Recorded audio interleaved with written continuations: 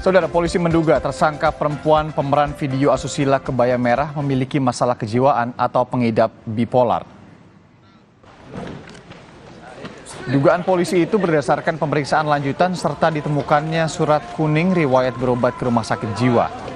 Namun terkait kepastian jerat pidana yang disangkakan, polisi masih akan mendalami pemeriksaan lebih lanjut. Sementara tersangka laki-laki berinisial ACS dinyatakan sehat oleh penyidik. Polisi juga mengembangkan penyidikan untuk menangkap pemesan video dan pengunggah video asusila ke media sosial.